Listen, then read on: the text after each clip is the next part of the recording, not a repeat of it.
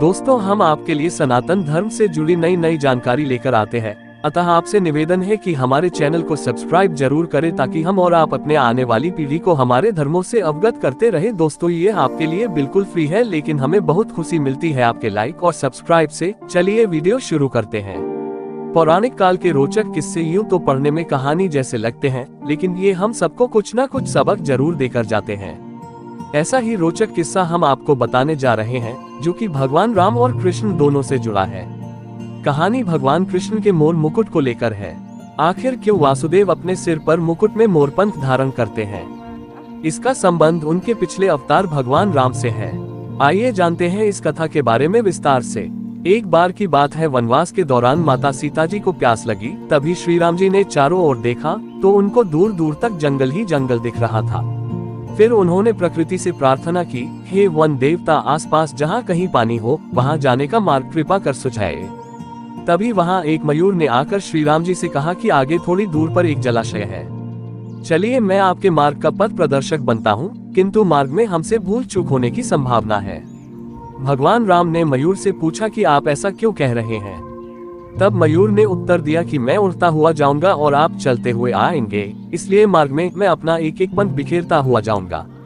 उसके सहारे आप जलाशय तक पहुंच ही जाओगे। जबकि ऐसा माना जाता है कि मोर के पंख एक विशेष समय में एवं एक विशेष ऋतु में ही गिरते हैं। मोर यदि अपनी इच्छा विरुद्ध पंखों को बिखेरेगा तो उसकी मृत्यु हो जाती है। भगवान को मार्ग दिखाने वाले मोर के साथ भी ऐसा ही हुआ। अंत में जब मयूर अपनी अंतिम सांस ले रहा होता है, तब उसने मन ही मन में कहा कि वह कितना भाग्यशाली है कि वे प्रभु जो जगत की प्यास बुझाते हैं, ऐसे प्रभु की प्यास बुझाने का उसे सौभाग्य प्राप्त हुआ। मेरा जीवन धन्य हो गया, अब मेरी कोई भी इच्छा शेष नहीं रही। तभी भगवान श्री राम ने मयूर से कहा कि मेरे लिए तुमने जो मयूर पंख बिखेर कर अपने जीवन का त्याग कर मुझ पर जो ऋण चढ़ाया है, मैं उस ऋण को अगले जन्म में जरूर चुकाऊंगा। कहा जाता है कि जब भगवान राम ने कृष्ण जी के रूप में अगला अवतार लिया और अपने सिर पर मोरपंख धारण किया और अपने वचन अनुसार उस मयूर का ऋण उतारा था। पौराणिक काल का ये रोचक किस्सा हमें इस बात की सीख देता है कि यदि कोई बुरे वक्त में हमारी मदद करता है तो हमें उसका ऋण कभी भूलना नहीं चाहिए। धार्मिक मान्यताओं के अनुसार बांसुरी और मोरपंख के बिना कान्हा का स्वरूप अधूरा माना जाता है। कृष्ण भगवान को मोरपंख बहुत प्रिय है। यही वजह है कि उनके मुकुट में मोरपंख हमेशा लगा रहता है। शास्त्रों के अनुसार भगवान विष्णु के अवतारों में से सिर्फ कृष्ण ने मोर मुकुट धारण किया है। कान्हा का मोरपंख पहनना केवल प्रेम या उसके प्रति लगाव ही नहीं है, बल्कि इसके जरिए भगवान ने कई संदेश भी दिए हैं। प्रेम का प्रतीक है मोरपंख। मान्यताओं के अनुसार एक बार कृष्ण की बांसुरी पर राधा नृत्य कर रही थी, तभी उनके साथ महल में मोर भी नाचने लगे। इस दौरान एक मोर का पंख टूटकर नीचे गिर गया। तब श्री कृष्ण ने इसे अपने माथे पर सजा लिया। फिर मोरपंख को राधा के प्रेम के प्रतीक के रूप में माना गया, इसलिए कृष्ण के सिर पर हमेशा मोरपंख सजा होता है। शत्रु के लिए मन में संभाव। भगवान श्री कृष्ण अपने मित्र और शत्रु में तुलना नहीं करते।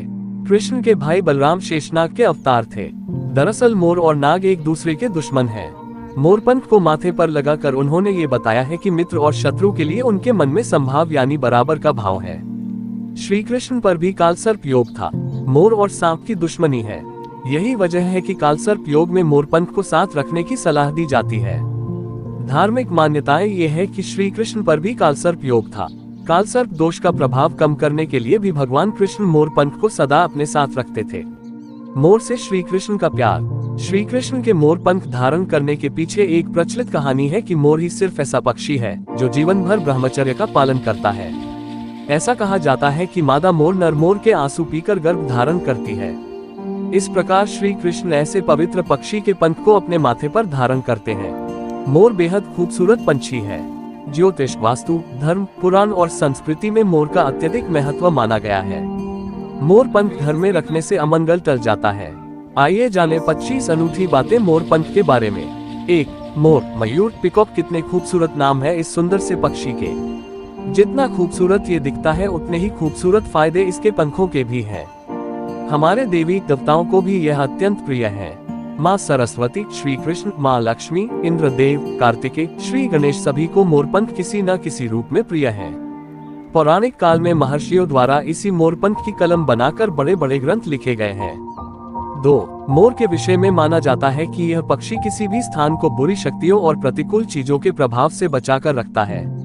यही वजह है कि अधिकांश लोग अपने घरों में मोर के खूबसूरत पंखों को लगाते हैं। 3.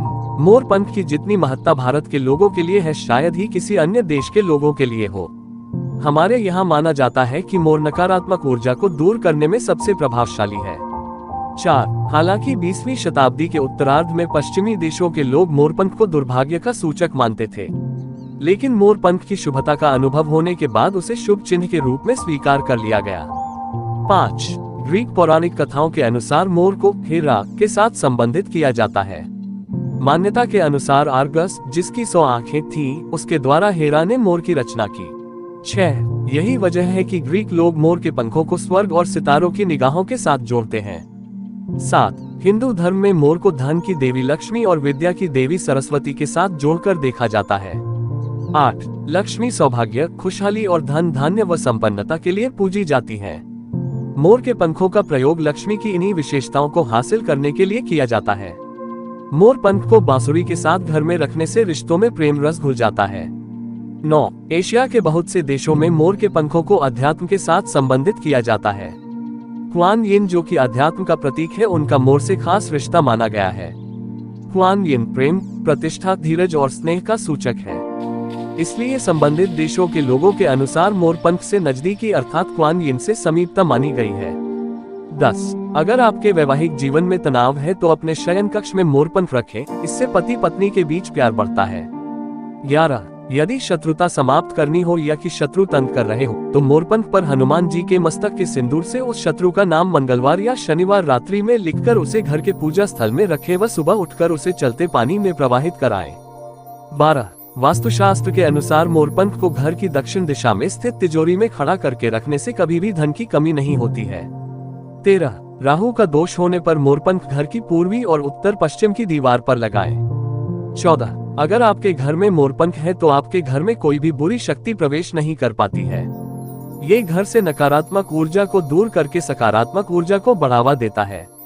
15. वास्तुशास्त्र के अनुसार मोरपंख को घर में रखने से आपके घर के सारे दोष दूर हो जाते हैं। 16. यदि मोर का पंख घर के पूर्वी और उत्तर पश्चिम दीवार में या अपनी जेब व डायरी में रखा हो तो राहु कभी भी परेशान नहीं करता है। मोरपंख की पूजा करे या हो सके तो उसे हमेशा अपने पास रखे। मोरपंख को घर में रखने से परिवार के सदस्यों की सेहत भी अच्छी रहती है। 17. ग्रहों के अशुभ प्रभाव होने पर मोरपंख पर 21 बार ग्रह का मंत्र बोलकर पानी का छींटे दें और इसे श्रेष्ठ स्थान पर स्थापित करें जहां से ये दिखाई दे। 18. आर्थिक लाभ के लिए किसी मंदिर में जाकर मोरपंख को राधा कृष्ण के मुकुट में लगाएं और 40 दिन बाद इसे लॉकर या तिजोरी में रख दें। 19. बुरी नजर से बच्चों को बचाने के लिए नवजात बालक को मोरपंख चांदी के ताबीज में पहनाएं। 20. घर के मुख्य द्वार पर 3 मोरपंख लगाकर ओम द्वारपालाय नमः जाग्रय स्थाप्य स्वाहा मंत्र लिखें और नीचे गणेश जी की मूर्ति लगाएं। 21. आग्नेय कोण में माम्रपंख लगाने से घर के वास्तु दोष को ठीक किया जा सकता है। इसके अलावा ईशान कोण में कृष्ण भगवान की फोटो के साथ मोरपंख लगाएं। 22. बौद्ध धर्म के अनुसार मोर अपने सारे पंखों को खोल देता है, इसलिए उसके पंख विचारों और मान्यताओं में खुलेपन का ही प्रतीक माने जाते हैं। 23. ईसाई धर्म में मोर के पंख अमरता, पुनर्जीवन और आध्यात्मिक शिक्षा से संबंध रखते हैं। 24. इस्लाम धर्म में मोर के खूबसूरत पंख जन्नत के दरवाजे के बाहर अद्भुत शाही बगीचे का प्रतीक माने जाते हैं। 25. ये भी विशेष गौर करने लायक तथ्य है कि घरों में मोरपंख रखने से कीड़े मकोड़े घर में दाखिल नहीं होते।